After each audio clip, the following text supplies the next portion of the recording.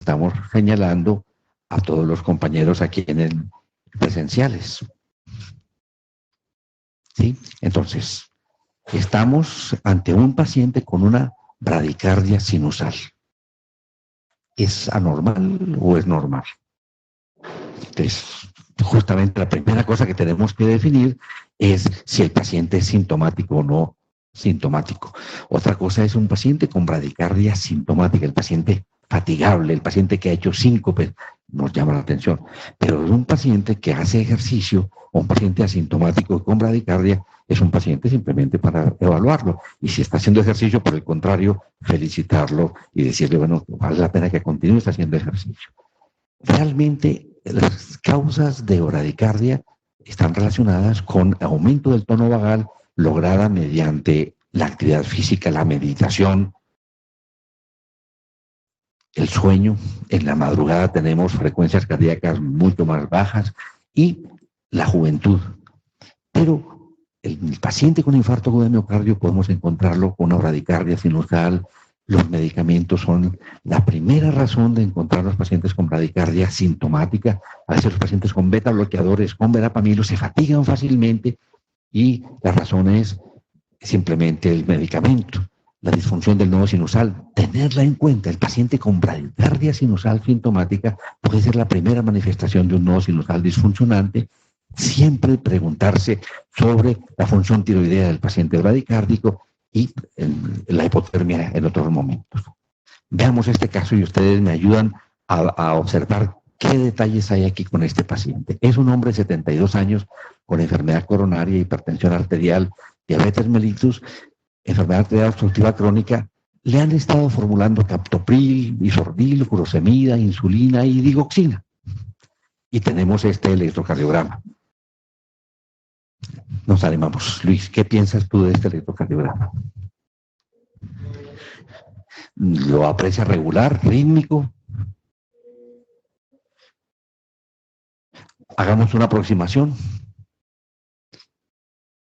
Tendríamos aquí esta rayita que es más oscura, 300, 150, 100, 75, más o menos un 72, ¿cierto? 72 por minuto.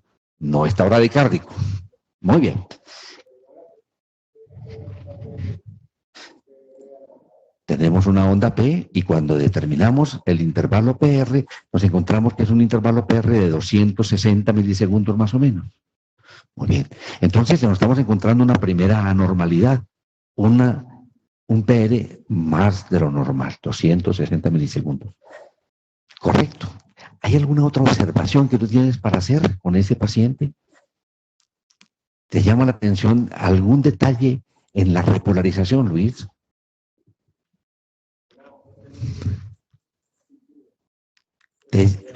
Nos dice Luis que le llama la atención esta onda P un poquito elevada. Las T en las precordiales las aceptamos hasta 10 milímetros. En las derivaciones de miembros hasta 5 milímetros. Entonces aquí todavía está en límites normales.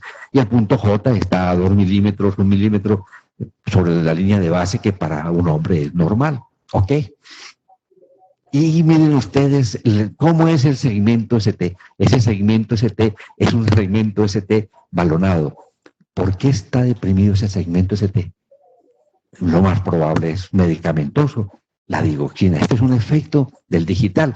Y lo que estamos viendo de ese retraso en la conducción auriculoventricular, que también llamamos bloqueo AV de primer grado, es simplemente un efecto del digital en este paciente. Es un efecto digitálico, entonces es todo lo que tenemos con este paciente.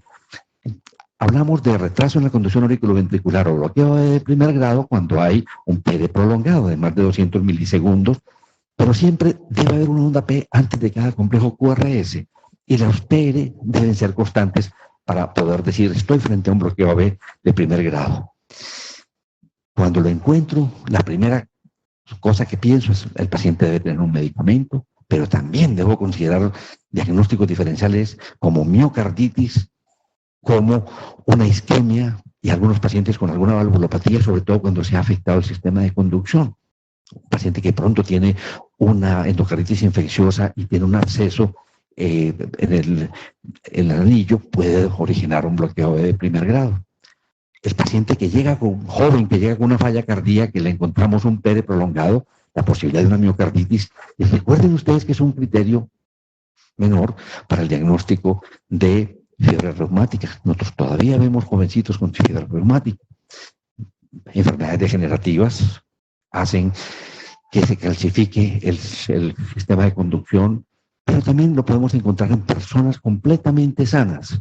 Y aquí, pues hombre, no hay un tratamiento específico y es interesante tenerlo en cuenta para tomar decisiones con medicamentos, para definir si yo encuentro un PD prolongado, saber si puedo utilizar o no un medicamento que puede modificar más el sistema de conducción auriculoventricular. Hay un detalle que les he comentado desde el comienzo que es valioso. Si uno observa a un paciente como este, en este electrocardiograma, donde uno empieza a buscar onda P y no la ve, pero de pronto observa una derivación donde esa onda P tiene como una muesquita, uno dice, es posible que esa P esté metida en el QRS. Les muestro un ejemplo que es muy bonito. Veamos, este es el electrocardiograma de un hombre de 90 años, tiene un herpes zóster, se le toma de todas maneras un electrocardiograma porque está con dolor precordial ahí donde tiene las vesículas, pero hombre, que no se le pase a uno por alto el que el paciente tenga un síndrome coronario y tenemos este electrocardiograma. Fíjense ustedes que uno mira en B1 este QRS, mira los QRS y empieza a buscar onda P posterior al complejo QRS, uno diría, eso no parece ser un ritmo sinusal. Yo no veo onda P, posiblemente es un ritmo del tejido de unión acelerado, pero cuando vemos D2, miren esta derivación D2, aquí sí apreciamos una pequeñita onda que está pegadita a la T, ¿sí la ven? Observen ustedes que aquí sí vemos una onda P y encontramos un PR supremamente prolongado. Y es lo que les contaba. Cuando el paciente llega con una taquicardia y uno no ve claramente la onda P y el paciente tiene un bloqueo AB de primer grado, fácilmente se le puede uno confundir. Entonces, una maniobra vagal le puede uno identificar momentáneamente la frecuencia del paciente y poderle mostrar la onda P. ¿Ven el ejemplo tan bonito de este paciente? Es un paciente donde uno dice, todo lo que tiene es un bloqueo AB de primer grado y tendríamos que buscar una explicación si el paciente está tomando algún medicamento, qué pasa con él. ¿De acuerdo? Y lo que decíamos ahorita, tenerlo en cuenta, porque si yo necesito utilizar un medicamento como un beta bloqueador en este paciente o un verapamilo, tengo que tener en cuenta esta alteración. Posiblemente no voy a utilizar un medicamento que afecte la conducción auriculoventricular. Vamos, hasta ahora, ¿alguna pregunta? Chicos, ustedes, ¿hay alguna pregunta de parte de nuestra audiencia, Elvin?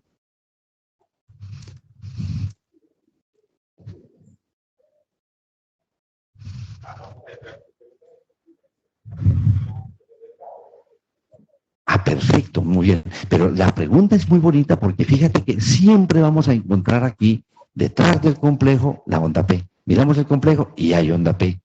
Miramos el complejo y hay onda P. Miramos el complejo, hay onda P. Y ese PR es siempre constante. Y ahorita veremos otros casos para que podamos hacer la diferenciación con un bloqueo AB más avanzado.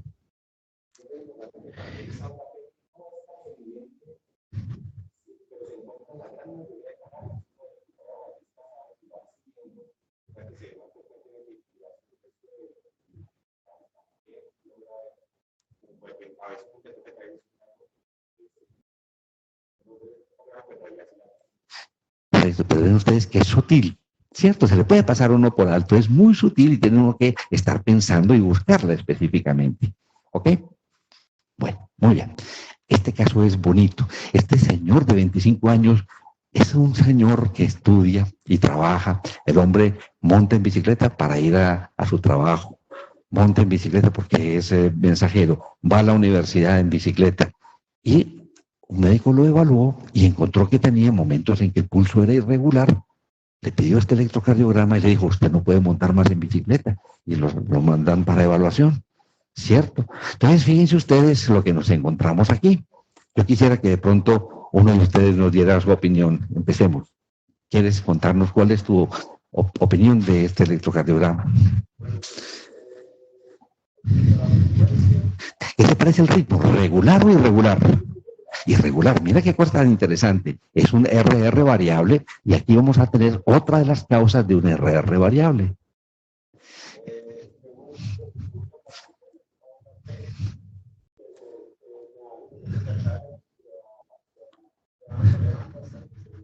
Aquí tenemos un acercamiento de un D2, donde tú estás ubicando el complejo y buscas la onda P. El complejo y buscas la onda P. El complejo, buscas la onda P. Aquí ves una onda P y no ves complejo y vuelves a ver otra vez la onda P y el complejo QRS. ¿Y qué estás observando como un fenómeno de relación de la P con el complejo QRS? Se está observando que el intervalo PR inicialmente está prolongado. Es un paciente que hace ejercicio y muy probablemente es por el ejercicio. Ese PR se va prolongando, miren ustedes, de forma extrema hasta que se bloquea. Entonces, sería ya un bloqueo. Realmente cuando hay un prolongamiento del PR, no hay bloqueo, sino hay una dificultad en la conducción. Mientras que aquí ya sí encontramos una P que está bloqueada, una P que no se conduce. Es una situación muy bonita. Miren ustedes aquí cómo podemos ejemplificar. Detrás del complejo QRS hay una P. Aquí hay una P, pero el PR se está prolongando. Aquí hay P, se está prolongando, una P que no está conducida y volvemos otra vez al juego. El intervalo PR inicial se va prolongando hasta que se bloquea. Correcto. Esto es un bloqueo AB de segundo grado, MOVIS 1, o que denominamos también el fenómeno de Wenckebach, ¿cierto? Es decir, va cayendo el estímulo en un punto donde va a un periodo refractario, va acortándose hasta que se bloquea completamente.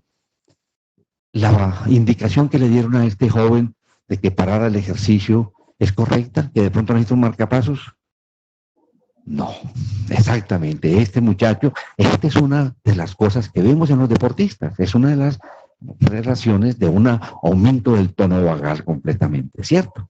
Entonces, esto, aquí está muy claro las características del bloqueo de segundo grado MOVIS 1. Lo vemos en adolescentes, durante el sueño en los Holter, vemos este fenómeno, no es una cosa anormal encontrar en un Holter un bloqueo AB de segundo grado MOVIS 1, no es anormal. Y sí hay que tenerlo en cuenta porque a veces lo vemos en el paciente con infarto agudo de miocardio de cara inferior. Muy bien. Veamos este otro caso clínico. Es una mujer de 80 años, consulta por síncope. Viene por un motivo de consulta que lo obliga a uno a estar pensando que detrás de esto, de una persona de edad, puede haber un trastorno del ritmo y específicamente un trastorno de bradiarritmias. Aquí tenemos las derivaciones de 1, de 2, de 3, ABR, ABL, ABF, y aquí B1, B2, B3, B4, B5, B6. Vamos a tener un acercamiento de las derivaciones de miembros. Pau, ¿te animas? ¿Qué pasa con este paciente? Y ustedes también vayan participando, ¿eh? Intenten hacer el diagnóstico. ¿Qué está pasando? Ustedes que están mirando más cerquita el electrocardiograma que los asistentes aquí a la sala.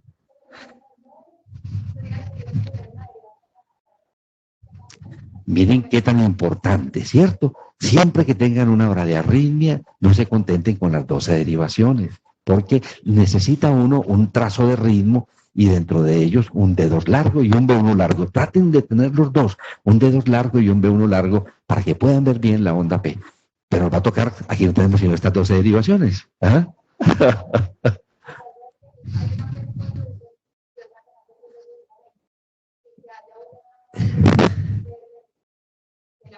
Perfecto. Entonces, miren lo que está diciendo la doctora Paula. Mire, aquí está el QRS y detrás hay una onda P. Parece que esta P estuviera relacionada con el QRS. Luego vemos este otro QRS y hay una P que parece que está relacionada con eso. Pero nos llama la atención la frecuencia de este paciente. Tiene una frecuencia de 300, 150, 100, 75, 60, 50, 43, como 37. Vean ustedes, 36 de frecuencia cardíaca. Estamos ante una bradicardia, ¿sí? De complejos QRS estrechos, que nos llama mucho la atención. Y aquí tomamos un caliper o un papelito y nos damos cuenta que esta onda que vemos aquí no es una onda U, sino que es una onda que tiene, si cogemos un caliper nos damos cuenta que esta es una onda P y la relación que hay es de que esta onda P que estamos viendo aquí no conduce. Esta conduce, esta no conduce. Entonces tenemos un momento en el cual, si vemos B1, otra vez B1 es clave cuando el ritmo está alterado. Observen qué lindo se ven aquí las ondas P. Aquí, con esa característica, podemos decir claramente que esto no es una onda U, porque tiene la misma morfología de las otras ondas P. Entonces, esta P si es conducida, esta P no es conducida. Bueno, entonces, ¿cuál es el diagnóstico que tienes ahorita, Pau? Entonces nos dice, un bloqueo AB de segundo grado, móvil 2. ¿Están todos de acuerdo?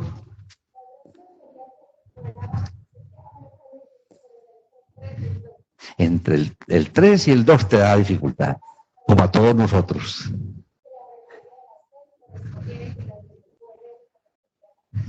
Ok, ok.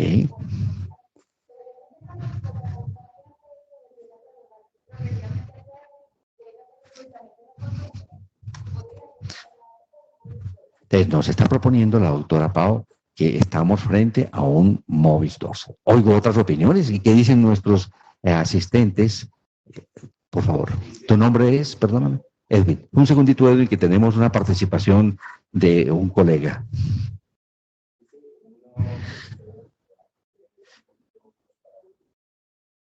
Nos proponen que sea un bloqueo de segundo grado, 2 para 1. ¿Es distinto de un MOVIS 2? Edwin. Colega, el doctor Edwin está de acuerdo contigo que es un bloqueo 2 para 1. Miren ustedes que es interesante esta diferenciación. El bloqueo 2 para 1 es distinto del bloqueo móvil 2. Vamos a ver cuál es la diferencia, Pau, porque el bloqueo 2 para 1 es menos complicado que el móvil 2. Móvil 2 usualmente, vas a ver ahorita, está el bloqueo no tanto a nivel del nodo AB, sino que ya posiblemente está en una de las ramas del GIS y es mucho más importante. ¿Qué pasa aquí? Mira esto, es difícil de clasificar y precisamente nos da esa dificultad de clasificarlo. Puede ser una variante del Wenckebach, múltiples P consecutivas están bloqueadas, puede ser, y puede haber un ritmo de escape lento de marca. Pero mira lo siguiente, ese es móvil 2, espérate un momentico, yo sí tengo otro, mira lo que es un móvil 2. En el móvil 2 vamos a mirar esto. Tú tienes este complejo QRS y mira lo que es un poquito ancho. Detrás hay una onda P. Este complejo tiene onda P. Este complejo tiene onda P. Este complejo tiene atrás onda P. Y aquí ves una onda P que no tiene complejo QRS y el siguiente ya sí es, tiene la P y el complejo QRS, la P y el complejo QRS y la relación de la P y el complejo es igual, la P y el complejo QRS. Aquí sí hablamos de un móvil 2, donde tú vienes con el ritmo sinusal y de un momento a otro hay una P que no es conducida. Y el siguiente, la relación de la P con el complejo es constante. Y fíjate que aquí no hay un fenómeno de Wenckebach, donde se va alargando el PD. Entonces, cuando hay un bloqueo AB 2 por 1, tú no puedes decir qué es lo que está pasando, porque no tienes oportunidad de ver un segundo complejo que se vaya prolongando. La mayor parte de las veces el bloqueo MOVIS 2 se da ya a nivel de una de las ramas y por eso la mayor parte de las veces tú te vas a encontrar el complejo QRS ancho y es un bloqueo más avanzado y de más significación. Entonces tenemos bloqueo AB de segundo grado, MOVIS 1. Tenemos bloqueo AB 2 por 1. Tenemos MOVIS 2 y tenemos uno que es más avanzado. Miren ustedes, aquí tenemos, este sería uno que no sabríamos si es un 2 por 1, ¿lo ven? Hay uno que conduce, esta no es conducida, esta conduce, esta no es conducida, pero miren aquí este otro, este conduce, este no conduce, este no conduce, este conduce, y aquí tenemos uno más severo, conduce, no conduce, no conduce, no conduce, vuelve a conducir, segundo grado avanzado. Entonces tenemos de segundo grado, MOVIS 1, MOVIS 1, 2 por 1, por cada P hay un complejo, el siguiente está bloqueado, el siguiente está conducido, MOVIS 2 y el avanzado. ¿Ok?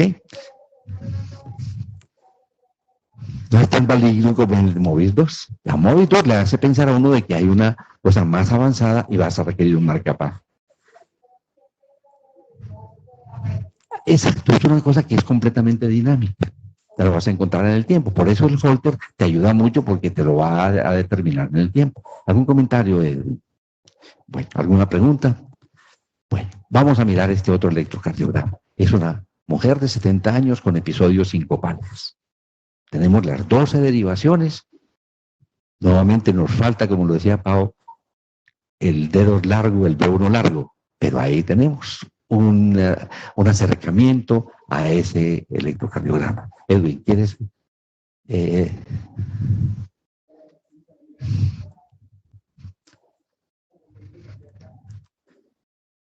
Estaba haciendo primero la evaluación de cuál es la frecuencia. 300, tendríamos aquí 300, 150, 100, 75, 60, 50. 50 de frecuencia cardíaca. Rítmico, parece que esto era rítmico, ¿cierto? Cuando uno mira los R's, ve que la distancia entre R y R es constante, ¿cierto? Complejos estrechos.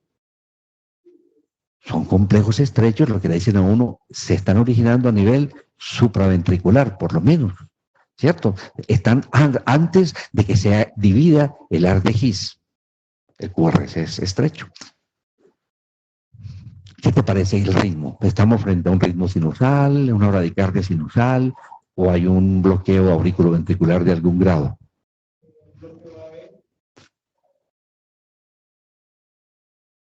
¿Piensas que hay un bloqueo AB?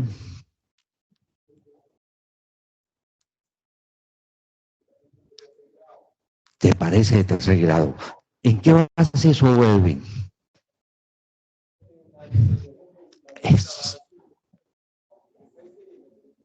Miren ustedes que cuando uno evalúa las ondas P, se da cuenta que las ondas P van a su ritmo, mientras que el complejo QRS va a su ritmo. Y si vemos las derivaciones de uno, observen la onda P, va por su lado y por su lado el QRS.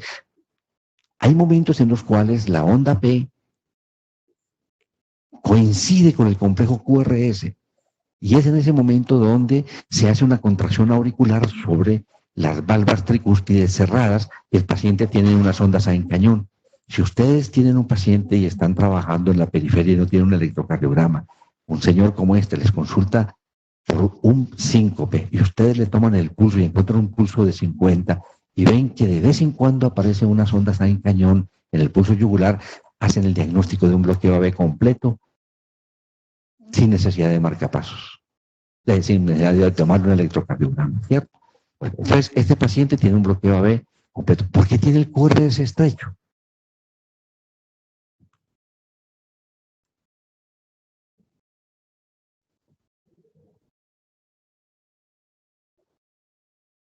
Espérate, verás. Aquí se me escapó, yo te lo tenía por aquí. Pero bueno, ¿por qué tiene el QRS estrecho?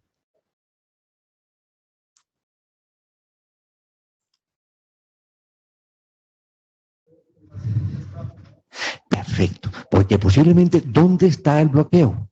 ¿Dónde está la dificultad de conducción? ¿En abajo del nodo AB o ya en el haz de GIS? ¿En qué punto estaría?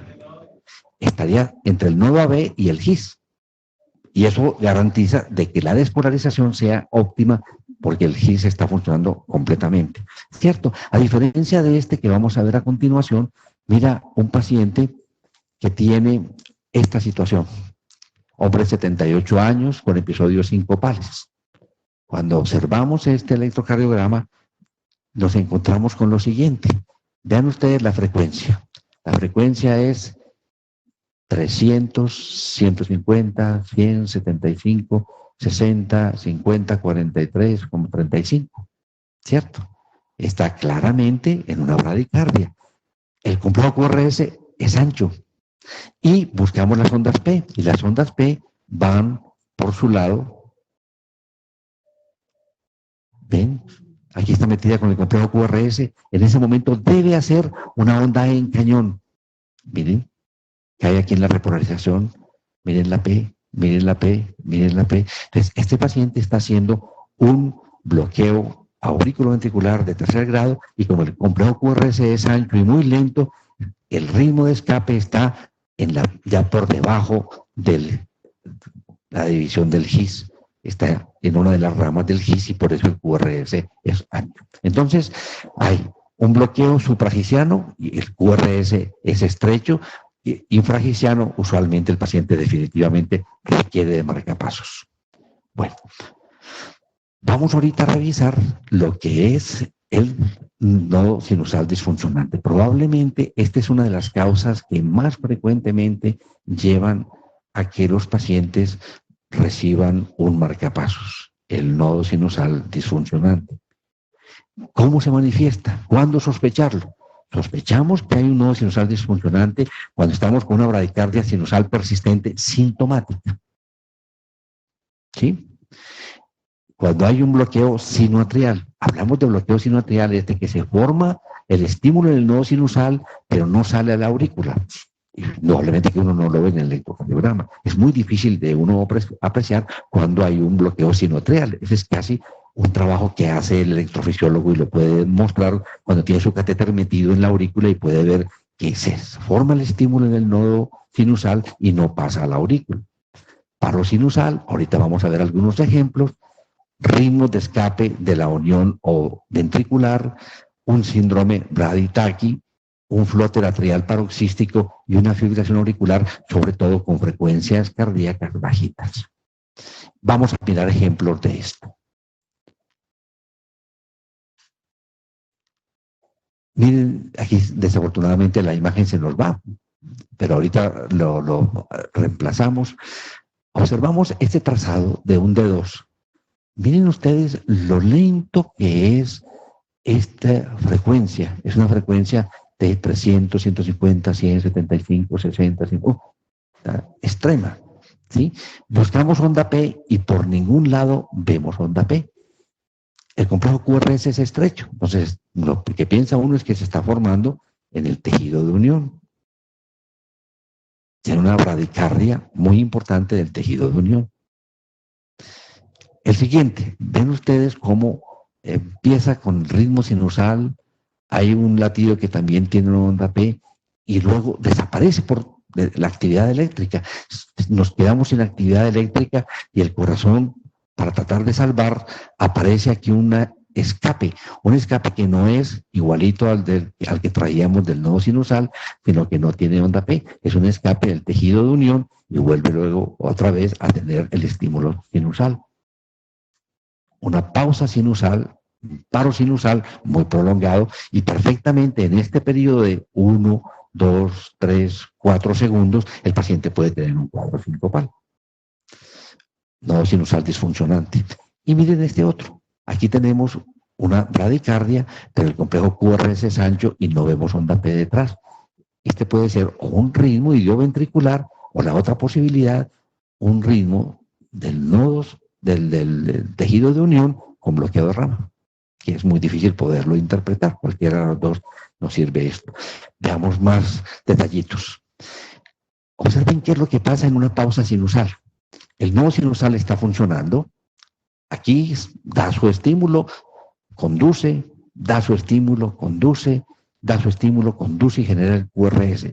Aquí no trabaja, deja de trabajar el nodo sinusal y afortunadamente escapa de esa sistolia con el ritmo originado en el tejido de unión. Vean ustedes que no hay aquí una onda P precediéndolo. Entonces, esto es un indicativo de disfunción del nodo sinusal, que hay momentos en que no trabaja el nodo sinusal, se queda calladito y tiene que esperar que uno de los marcapasos que le siguen en capacidad de automatismo asuma el ritmo cardíaco. Bien. Cuando se origina un ritmo de escape tejido de unión, es interesante. A veces puede uno ver una P negativa antes del complejo o no ver para nada onda P porque está metidito, coincide con el QRS. Algunas veces lo ve uno en forma retrógrada. Y lo más frecuente es esto, de que deje de funcionar el nodo sinusal. Ustedes ven, el nodo sinusal no está funcionando, no funciona, no funciona, no funciona. Y quien está asumiendo el ritmo es el tejido de unión. No se ve onda P y muy probablemente es porque aquí está haciéndose simultáneamente la despolarización del nodo sinusal y de la aurícula y del ventrículo simultáneamente. Entonces este sería un ritmo de tejido de unión. Miren qué tan bonito se alcanza a ver aquí lo que se denomina un bloqueo sinoatrial, que como les digo, solamente el electrofisiólogo puede determinarlo. Tomemos latido por latido.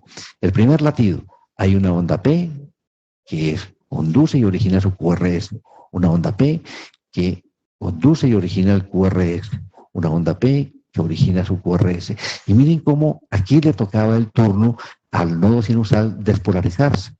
Y en ese momento posiblemente se despolariza, pero no pasa el estímulo a la aurícula y deja de manifestarse el QRS. Vuelve otra vez a hacerse la conducción apropiadamente. Esto lo llama uno más bien una pausa sinusal. Es muy difícil que uno diga, esto es un bloqueo sinoatrial, porque de verdad es muy difícil uno poder diferenciar una pausa sinusal a un bloqueo sinoatrial. Aquí la sospecha es porque tomamos un caliper y nos damos cuenta que este espacio entre esta P y esta onda P es precisamente el doble del RR. Aquí faltó un estímulo, pero es un detalle semiológico más difícil y es mejor no comprometerse, simplemente dice uno una pausa sinusal. ¿Algún comentario, Eve? Exactamente. Lo importante es ver, llegan ustedes pausa sinusal. Son muy complejos y eso lo ve el electrofisiólogo realmente.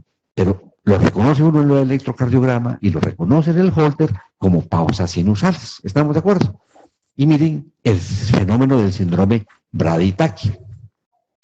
Esto es lo que uno ve el paciente que le hace estas configuraciones auriculares paroxísticas y de un momento a otro hace un síncope. ¿Qué es lo que ocurre con ese paciente? Está con la fibrilación auricular, sale de la fibrilación auricular y el nodo sinusal no es capaz de reaccionar, se queda sin actividad y entonces aparece afortunadamente de escape el ritmo de tejido de unión y aquí asume la función el ritmo de tejido de unión. Entonces, esto es característico de lo que denominamos síndrome Brady-Taki, que es una de las causas más frecuentes de síncopes y que llevan al paciente a la necesidad de un marcapasos. Observen ustedes claramente la necesidad de un marcapasos aquí. El paciente está haciendo periodos de fibrilación auricular paroxísticos y al salir de la fibrilación se queda sin actividad, hace su síncope. Se necesita que en ese momento entre un marcapaso a hacer su acción. ¿Estamos?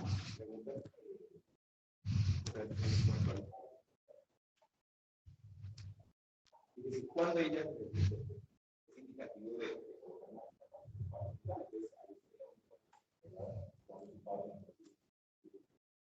Muy bien.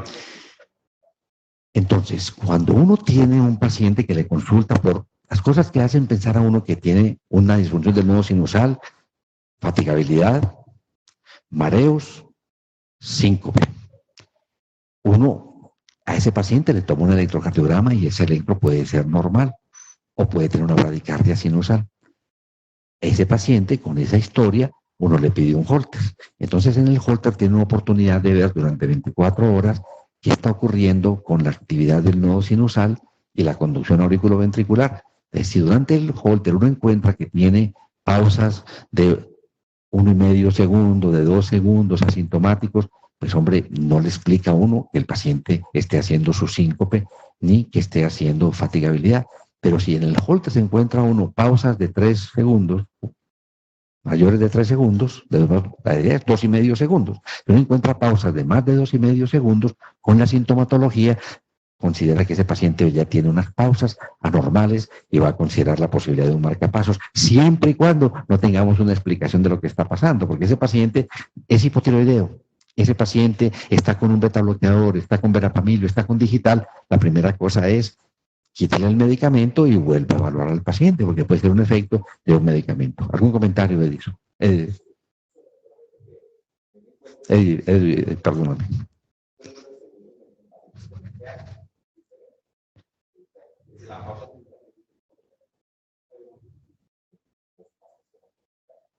Muy bien.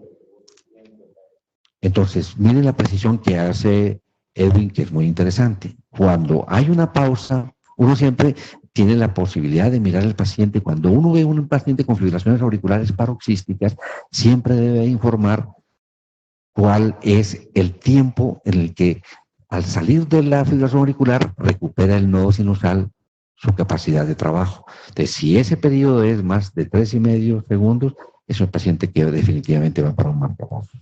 ¿Ok? Sí, Carlos.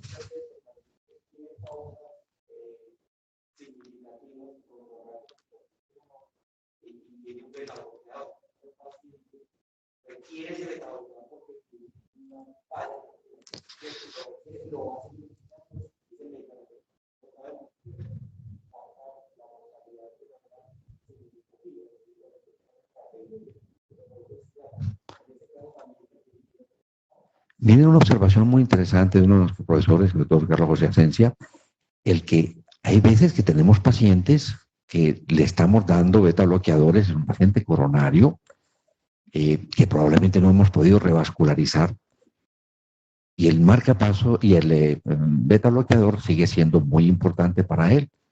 Entonces, si está haciendo unas pausas sinusales de 2,5 segundos y más, y el paciente se fatiga y está con mareos, entonces empieza uno a conversar con el paciente y le dice: mira, tú necesitas el beta bloqueador, yo considero que ese medicamento es benéfico para ti, pero para poderte dar el beta bloqueador, tengo que asegurarme de que esté el corazón listo a que en ningún momento baje la frecuencia de 50 latidos por minuto. Entonces te voy a colocar un marcapasos. Es un marcapasos que entraría a ser un estímulo apropiado para impedir frecuencias más bajitas de 50 que lo lleven al paciente a un síncope o una fatigabilidad importante. Entonces esa sería, por ejemplo, una indicación de uso de un marcapasos en un paciente con un beta bloqueador que lo requieren, ¿cierto? Muy bien. Entonces, siempre que uno encuentra un trastorno de esta índole, hombre, la mayor parte de las veces es por fibrosis idiopática. Se va lesionando el nodo sinusal y deja de marchar. Entonces, toma el comando el nodo AB o empieza a hacer estas manifestaciones de pausas sinusales prolongadas que hemos dicho. La parte isquémica es la otra causa de causa del nodo sinusal disfuncionante. Que el paciente tenga un tono vagal muy aumentado es de pronto lo que puede uno ver en un paciente con una disautonomía. El paciente con toxicidad digitálica.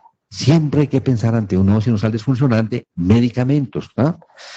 También la posibilidad, después de un paciente que tiene una cirugía, se puede lesionar el nodo sinusal y requiere marcapasos. Hay que estar muy atento. Después de una cirugía, puede lesionar el nodo sinusal. Y finalmente, otro diagnóstico importante es un fenómeno inflamatorio como es la miocarditis. ¿Ok?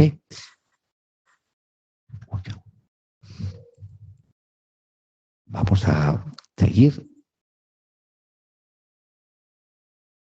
Vamos a hacer un ejercicio alrededor de un caso clínico y hacemos la parte de la evaluación de marcapasos. Pasamos a la siguiente diapositiva.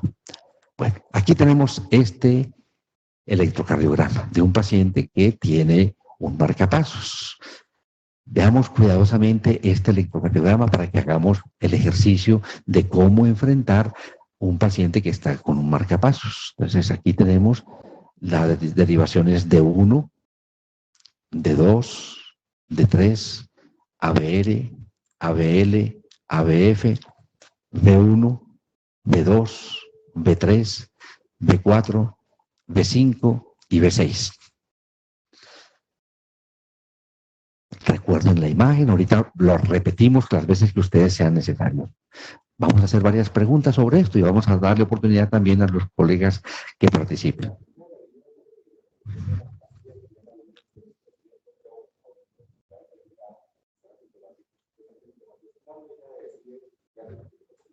Muy bien. En general, uno de vez en cuando se encuentra pacientes jóvenes, por ejemplo, una señora en embarazo que motivada por su embarazo consulta y encuentra uno que está bradicárdica, tiene 50 la frecuencia cardíaca, dice, estando en embarazo es raro que tenga 50 por minuto y la paciente asintomática. Le toma un electrocardiograma y uno encuentra que tiene un bloqueo AB completo con ritmo de escape supragiciano. Esa paciente la pone uno a hacer un poquito de ejercicio y sube la frecuencia cardíaca de 50 a 110 y ella no se queja de ninguna sintomatología. Posiblemente estamos frente a un bloqueo AB completo, congénito, y como es supragiciano, es capaz de responder a la actividad física y la paciente está asintomática. En general, uno podría simplemente seguir vigilando a esta paciente. En general, lo que ocurre es que esto avanza un poco más y llega a dar síntomas en el futuro. Algunos electrofisiólogos, hecho el diagnóstico de bloqueo AB completo, ponen un marcapasos. Pero, por ejemplo, una paciente como esta que le estoy contando, uno podría vigilarla y esperar en el tiempo que ocurre, ¿sí? Cuando hay una situación de esta índole. Pero siempre que haya sintomatología, no hay la menor duda de que la solución es un marcapasos desde que no tengamos una causa para corregir. No sé si tengas algún comentario tú, Carlos. Ok, sí resuelve la duda, Edwin. Listo. Bueno, entonces, la primera pregunta que hacemos con este electrocardiograma con marcapasos es, por lo que se puede apreciar, ¿se trata de un marcapasos unipolar o bipolar? Miramos el electrocardiograma. ¿Qué me dicen ustedes? ¿Es un marcapasos unipolar o bipolar? Unipolar. Recuerden lo siguiente. El marcapasos unipolar tiene, aquí está la carcasa del marcapasos y aquí está el electrodo que va a la punta del ventrículo derecho. Este paciente hace un circuito que va entre la carcasa y la punta del electrodo. Y esto nos da una espiga muy claramente definida. Entonces tenemos una espiga muy grande y muy fácil de ver. Entonces, siempre que veamos una espiga muy notoria, ese paciente tiene un marcapasos de tipo unipolar. Mientras que la mayor parte de los marcapasos que tenemos en este momento son marcapasos bipolares, donde aquí el circuito se hace en la punta y muy pequeñito. De manera que esto origina una espiga muy, muy pequeñita y nos permite decir, estoy frente a un marcapasos que tiene un bipolar. Entonces, nuestra primera respuesta es, nuestro paciente tiene muy claramente unas espigas evidentes y podemos decir que se trata de un marcapasos unipolar. ¿Estamos? ¿Hay alguna duda? ¿Seguimos avanzando? Vamos a la otra pregunta. ¿Cómo está trabajando este marcapasos? ¿Está en modo AAI? ¿Está en modo BBI? ¿Está en modo DDD? Recuerden ustedes que el marcapasos tiene 3 letras. La primera letra corresponde a la cavidad donde están los marcapasos. La segunda letra corresponde a la lo que hace en la cavidad que está estimulando el marcapasos, y tercero, lo que ocurre cuando el marcapasos es capaz de censar la actividad que está realizando el marcapasos. Entonces aquí estaría estimulando la aurícula, estaría el electrodo en la aurícula, estimula la aurícula y se inhibe cuando hay actividad auricular. Aquí está en el ventrículo izquierdo, estimula el ventrículo izquierdo y se inhibe cuando hay actividad ventricular izquierda. Aquí tendríamos la doble cámara, dos cámaras, estimula tanto aurícula como ventrículo, y aquí se inhibe cuando hay actividad auricular o cuando hay actividad ventricular. Entonces, miremos nuestro electrocardiograma y comparemos con esto. Fíjense, este tipo de estímulo es AAI. ¿Cómo sabemos que es AAI? Miremos nuestro electrocardiograma y observamos que hay complejos QRS estrechitos, pero antes del complejo estrechito tenemos una espiga y después de la espiga aparece la onda P. Entonces, aquí lo que está ocurriendo es de que estimula actividad auricular, funciona afortunadamente bien el sistema de conducción auriculoventricular y el QRS se desarrolla sin ningún problema. El problema está en este paciente porque no tiene un nodo sinusal funcionando, y entonces estamos con un marcapasos que está reemplazando el nodo sinusal y está estimulando el aurículo. Está reemplazando el nodo sinusal, estimula la aurícula y el ventrículo no tiene ningún problema de el mismo despolarizarse. Entonces, este es un modo AAI. Este AAIR, la cuarta letra, corresponde a cuando el marcapasos responde a las actividades de movimiento o a la fiebre. Se modifica, sensa de que la persona tiene actividad y entonces hace un incremento de la frecuencia cardíaca. Vemos aquí, estimula el marcapasos la aurícula, luego hay una buena conducción auriculoventricular, se despolariza el ventrículo espontáneamente, y aquí el paciente tiene actividad física y aumenta la frecuencia cardíaca simplemente. Bueno, muy bien. Y miren ustedes este tipo de estímulo. Evaluamos el electrocardiograma y nos encontramos que el QRS es ancho. Buscamos onda P, no vemos onda P, y vemos solamente una espiga, una pequeña espiga, y esa espiga está siempre antes del complejo QRS ancho.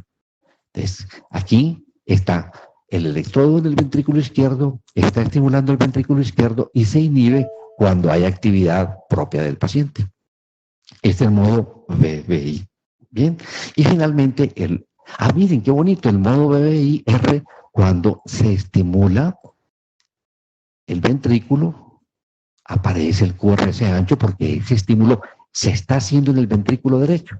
Aparece como si fuera un bloqueo de rama, porque el estímulo se está haciendo como surge un bloqueo de rama desde la punta del ventrículo derecho y origina un QRS ancho. Y ven ustedes cómo se va incrementando la frecuencia cuando hay actividad física. Y el DDD es de los marcapasos que corrientemente utilizamos.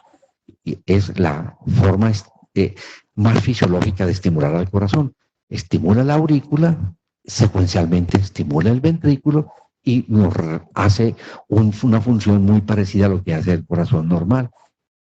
Estimula la aurícula, se contrae la aurícula, estimula el ventrículo, se contrae el ventrículo. Entonces, esto lo realiza el marcapasos por su programación. Vean ustedes que aquí tenemos una pequeña espiga, origina la onda P, y luego la espiga del marcapasos que estimula el ventrículo. Bien, entonces este es un paciente que requiere tanto estímulo de la aurícula como estímulo del ventrículo. Hay electrodos en las dos cámaras, estimula las dos cámaras y dependiendo de si hay actividad auricular, se suprime el estímulo del marcapasos, o si hay actividad ventricular, se suprime la actividad del marcapasos. Listo. Entonces, en nuestro paciente, ¿qué tipo de estímulo tiene? ¿Quién se anima a participar? ¿Dale? ¿Quién quería participar? Dale, por favor.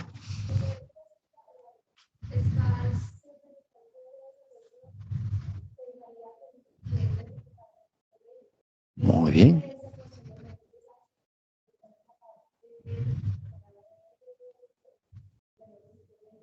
Perfecto. Entonces, miramos el estímulo del marcapasos y después de la espiga del marcapaso vemos que hay un QRS ancho y vemos que es una sola espiga. No hay una espiga que esté estimulando la aurícula. Y ahora nos preguntaremos, ¿y por qué no le pusieron un bicameral? En vez de haberle puesto simplemente un marcapasos unicameral, en este caso en el ventrículo izquierdo. Ahorita me vas a dar la respuesta. ¿Cuál fue la razón por la cual el electrofisiólogo escogió un BBI y no puso un DDD? ¿De acuerdo? Entonces tenemos el estímulo muy claramente, lo ven ustedes, es único y lo que logra verse es un QRS ancho y nos puede decir el modo como está funcionando este marcapasos es un BBI. ¿Estamos? Bueno, sigamos la siguiente pregunta. Sí.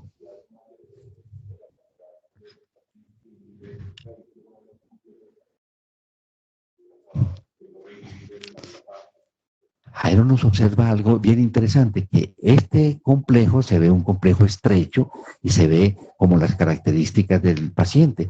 Nos está diciendo de que aquí en este momento el paciente tuvo su actividad propia, no dependió del marcapasos y el marcapasos fue capaz de censar la actividad del ventrículo y no se disparó.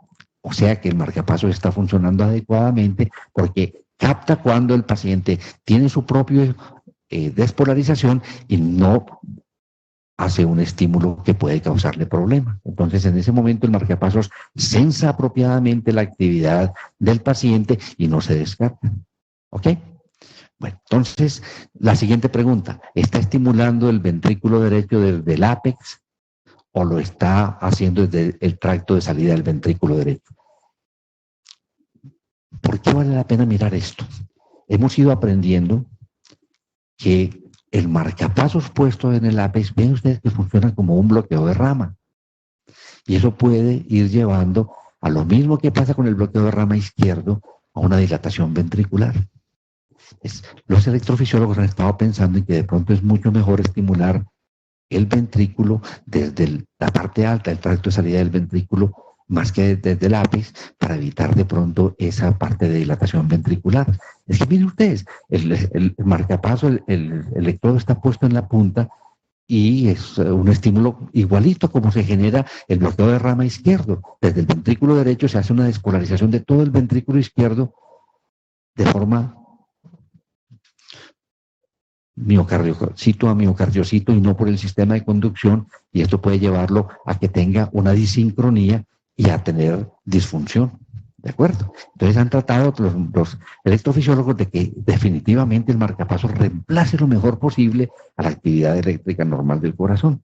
Entonces, identificar si está en el ápex o en el tracto de salida del ventrículo derecho es interesante. ¿Cómo lo reconocemos?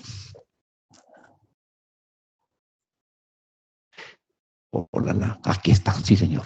Entonces, mire, vamos a hacer un recorderis sencillo de cómo reconocer cuando está estimulando desde el ápex. Entonces, cuando está estimulando desde el ápex, vemos D1 está positivo, D2, D3 y AB están negativos. Y observamos que de B1 a B6, todo lo que vemos es negatividad. Está en el ápex. Negativos en D1, D2 a BF y de B1 a B6, todo negatividad. Correcto. Mientras que está en el tracto de salida, encontramos que 2, 3 y ABF están positivos. Bien. Y el eje es bien interesante para los diferentes tipos de marcapasos. Si estamos con un paciente que le hemos puesto un resincronizador, ¿qué es un resincronizador? Es un marcapasos tricameral. Estimula la aurícula derecha, estimula el ventrículo derecho y estimula el ventrículo izquierdo. y hace que la contracción del ventrículo derecho y el izquierdo sean simultáneas y por eso logramos resincronizar al paciente que está en falla cardíaca y que tiene una disincronía por un bloqueo de rama izquierdo, hace que la contracción ventricular sea homogénea y el paciente mejore cuando está en falla cardíaca. Entonces, cuando el eje está en el territorio de nadie, pues es biventricular. El eje arriba, ventrículo derecho apical. El tracto de salida del ventrículo derecho está en la cuadrante inferior izquierdo. Y cuando de pronto se ha puesto desde el ventrículo izquierdo, por alguna razón, o se ha perforado el tabique y está estimulando desde el ventrículo izquierdo, aparece desviado a la derecha. ¿Ya? Entonces son la forma como se desvía el eje dependiendo de qué punto está estimulando el marcapasos. Bien, y entonces, dígame, ¿dónde está el marcapaso? ¿Está en el ápex o está estimulando el tracto de salida del ventrículo derecho? Miremos 2, 3 ABF y miremos de B1 a B6 qué hay.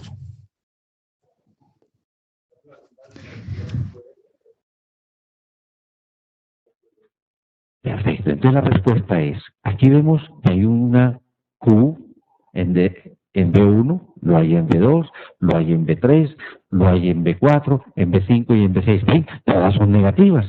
Y vemos cómo está D2, también es negativo, en D3 negativo y ABF negativo. Está en el lápiz. Está estimulando desde el lápiz. Correcto, sabemos que nuestro marcapasos está estimulando desde el lápiz. Vean ustedes, esto que estábamos recordando. D2, D3, ABF, negativo, y desde B1 hasta B6 va negativo. Entonces está estimulando desde el lápiz. El segundo complejo que se aprecia en las derivaciones B1, B2, B3 es una despolarización intrínseca del paciente. Está estimulado el ventrículo por el marcapasos. Está estimulada la aurícula por el marcapasos. ¿Cuál es la respuesta que tenemos? El segundo complejo, tal como lo dijo Jairo ahorita, ese paciente en ese momento hizo su despolarización ventricular espontánea, el marcapasos la logró identificar y no se descargó. Entonces está sensando apropiadamente ese marcapasos, está funcionando apropiadamente. Si aparece esa actividad intrínseca del paciente y luego aparece un estímulo del marcapasos, dice, no, el marcapasos no me está sensando y me está dando un estímulo donde no corresponde. Ok, ven ustedes qué bonito, hacemos el seguimiento de un paciente que tiene un marcapasos bicameral. Este primer estímulo, ¿no? Veamos todos estos 7 complejitos que hay y analicemos qué está pasando con esto. Aquí ven ustedes cómo hay una espiga antes de la onda P, hay un intervalo entre el estímulo de la aurícula y el estímulo del ventrículo, se estimula el ventrículo y genera el QRS ancho que vemos aquí. Igualmente la espiga captura la aurícula, captura el ventrículo. ¿Qué pasa en este complejo? Entonces, en este complejo ven ustedes que se estimula la aurícula. Aquí la P no se ve tan claramente como en los anteriores, sino que se ve una P medio chuequita, es lo que llamamos un latido de fusión. Estimuló, pero se iba a estimular la aurícula del paciente y se juntaron las dos, es un latido de fusión. Y luego miren ustedes que el QRS es estrecho. ¿Por qué es estrecho el QRS? Porque es del paciente y el marcapasos lo sensó y se inhibió. Y miren ustedes qué bonito, el siguiente complejo es un complejo que es un latido propio del paciente, tanto la parte sinusal como la parte del QRS. En ese caso es el latido propio del paciente. El marcapasos, si está funcionando bien, lo identifica y no actúa, se inhibe. Por eso se inhibe la acción. Y vuelve otra vez a funcionar aquí el marcapasos. ¿Qué pasó? No se presentó complejo y el marcapasos sensó que no había actividad ventricular ni auricular y él se descargó estimulando la aurícula y se descargó estimulando el ventrículo. ¿Ok? Y los restantes ya tienen la actividad otra vez. Bueno, el tercer latido de ABR, ABL y ABF, lo ven ustedes aquí, este que vemos acá. ¿Qué piensan? ¿Es una despolarización causada por estímulo del marcapasos en el ventrículo? es una fusión de la despolarización ventricular intrínseca y el estímulo del marcapasos. La B es una fusión porque vean ustedes, cuando el marcapasos hace su actividad plena, el QRC es ancho, mientras que aquí es algo intermedio, es entre el complejo QRC ancho y el complejo pequeño TEA. ¿De acuerdo? Muy bien. Si está funcionando, lo que pasa es de que en ese momento se presenta simultáneo. Muy bien. Finalmente, queda la pregunta que te iba a hacer. ¿Por qué le pusieron el marcapaso a este paciente?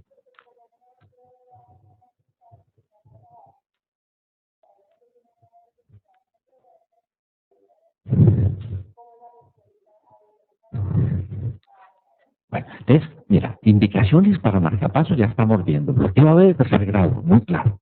¿Cierto? Un bloqueo AB de tercer grado, tú pones el marcapasos.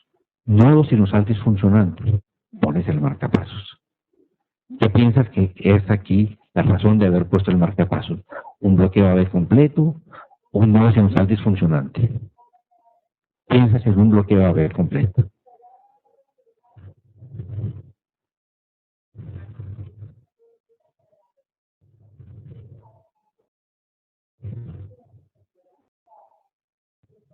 Bueno, la propuesta que nos hacen es de que estamos usando ese marcapasos por un bloqueo AB completo. Yo oigo otras opiniones. ¿Están de acuerdo con la reflexión que nos hacen? Y yo quiero oír de pronto los médicos que están, un segundo, que ellos están escribiendo cuál es la opinión. ¿Por qué se le puso un marcapasos a este paciente? ¿Y por qué es unicameral? ¿Por qué está en modo BBI? ¿Cuál es la razón de que no hayan puesto un marcapasos de 2 cámaras, un DDD? ¿Alguna opinión de nuestros colegas? ¿Qué dicen? ¿Qué te parece la opinión del colega? Una FA. Mira qué tan interesante.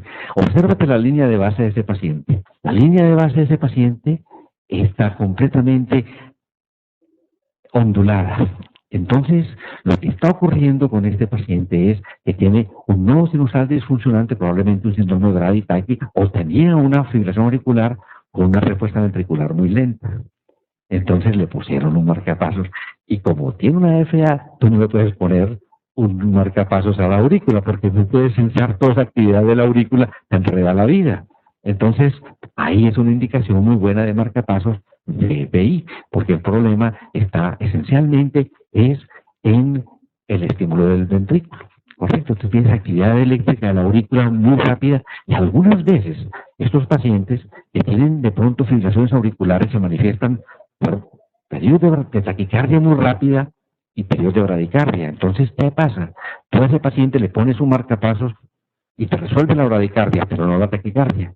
Tienes que darle betabloqueadores, tienes que darle de pronto otros medicamentos para frenar la respuesta ventricular y algunas veces lo que hay que hacer es una ablación del GIS y colocar el marcapasos, porque de esa manera ya sí evitas que el estímulo que viene de la aurícula se vaya al ventrículo.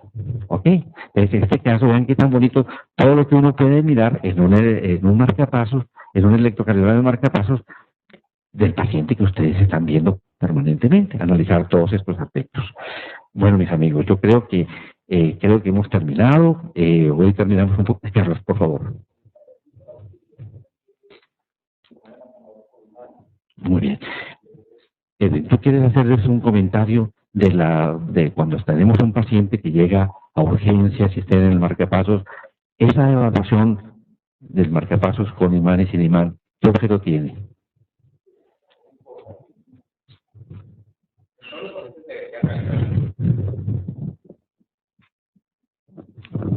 Vamos a darle a Edwin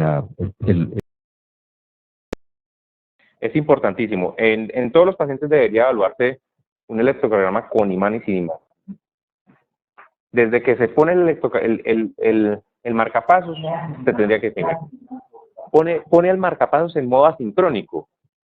Y de esta forma ponerlo de modo asincrónico, yo voy a tener la oportunidad Si es, por ejemplo, un marcapasos en que no logro ver la espiga, porque es un marcapasos en que a veces no logro ver la espiga y no sé si está funcionando bien adecuadamente, yo pongo el imán y pongo el marcapasos de forma sincrónica, y cuando tomo el electrocardiograma de forma que esté con el imán, voy a poder observar las espigas y voy a poder determinar si está funcionando adecuadamente o no, comparándolo con el electrograma que no tiene el imán.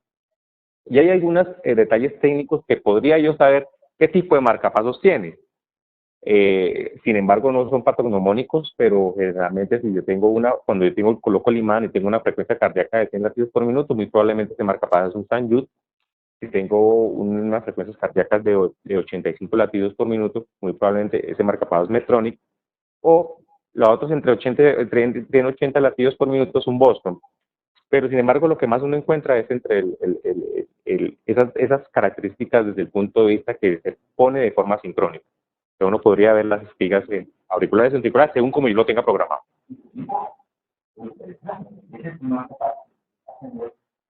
De vigencia ha perdido su potencia de batería y ya es un marcapasos que hay que hacer una reposición de la batería.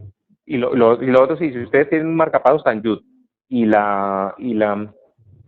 y por ejemplo, ustedes esperarían que cuando está con el imán la frecuencia esté en 100 latidos por minuto y tiene por debajo de eso, generalmente la batería está botando. Entonces, es una indicación ahí secundaria, pues decirle, sin una reprogramación completa, decir que esa batería de pronto está fallando. Perfecto.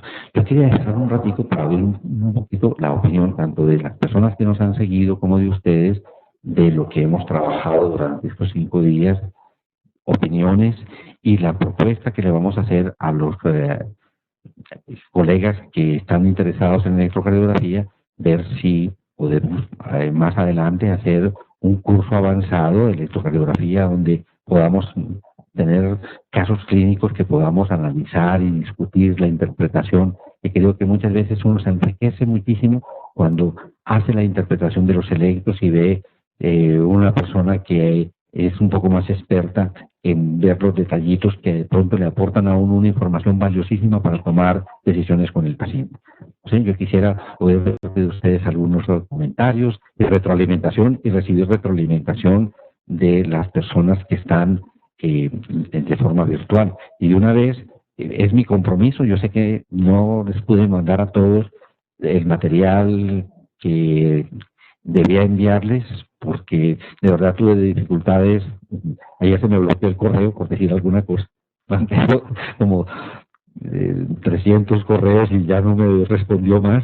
Entonces, espero en el fin de semana poderles enviar este material que les es de utilidad a ustedes, los documentos y la conexión para que puedan ver la grabación que hemos hecho estos 5 días, para que va a quedar disponible. Edwin de pronto les da ahorita la información de cómo acceder a esa información de las grabaciones en la plataforma.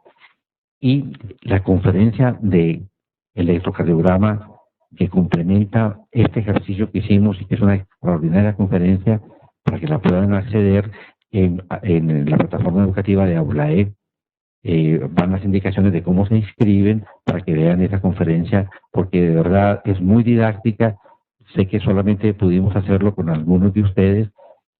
La información de pronto puede llegar no al correo normal, sino al spam o de pronto a promociones, para que de todas formas estén pendientes que ese correo que les llega de Aulae puede estar de pronto en promociones o puede estar en el spam, para que de todas formas busquen esa información allí para cómo ingresar a la plataforma y ver ese documento. Bueno, oigo opiniones.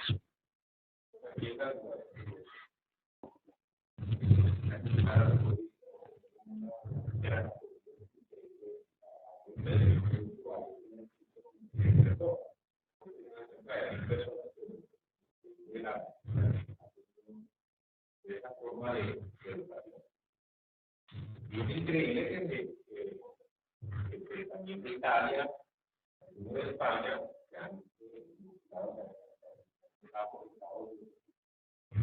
estado presentes en Estados Unidos. Y es muy agradable